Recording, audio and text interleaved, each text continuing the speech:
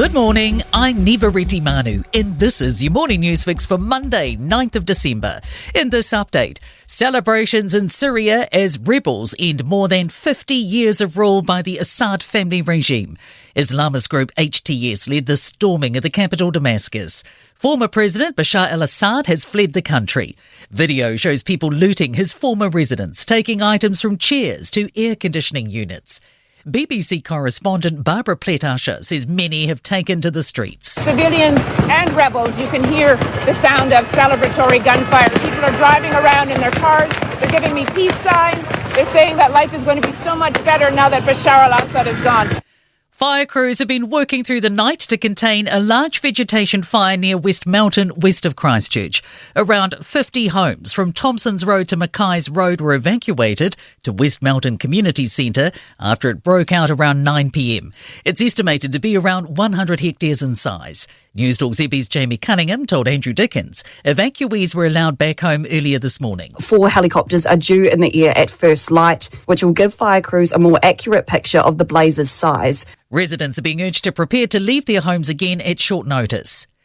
A youth worker warns locking up absconding boot camp participants for longer isn't a solution. A pair of 15-year-olds taking part in the program have been arrested after an alleged carjacking in Hamilton. The Children's Minister says Oranga Tamariki can't restrict the movement of youths in the community phase of the pilot. Karen Chaw says that will be fixed through legislative changes, allowing the agency to work longer with young people. Kickback Director Aaron Hendry says institutionalising teens will not help them thrive outside. For some young people, that's an environment where it might work well for them for a short period of time. But then you're going to take them out into the community again, where they don't have healthy support networks. The wait will soon be over on replacements to the ageing inter-islander ferries. The government's expected to announce replacement ships early this week.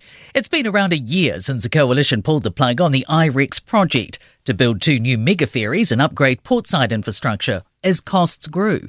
Transporting NZ policy and advocacy lead Billy Clemens says businesses and consumers don't want to see a monopoly on Cook Strait. That can result in freight rates increasing and sometimes level of service declining. A grieving community will say their final farewells to a second Australian teenager who died overseas after consuming drinks laced with methanol. Holly Bowles and her best friend Bianca Jones were holidaying in Laos when they became unwell and both died in hospital. A funeral service for 19-year-old Holly Bowles will be held today. In sport, the Black Ferns Sevens have rallied from an early 12-0 deficit to beat the United States 26-12 and win the Cape Town Sevens tournament. Lando Norris and McLaren have had the last word in the 2024 Formula One season in Abu Dhabi, winning the race and with it the Constructors' Championship. Kiwi Liam Lawson recorded the DNF after late engine trouble following earlier pit issues. Finally, Kiwi Daniel Hillier has finished tied for 24th at the European Tour golf event in Sun City, South Africa. I'm Nivariti Manu, that's your latest news fix. We'll be back with the next update at midday from the Newstalk ZB newsroom.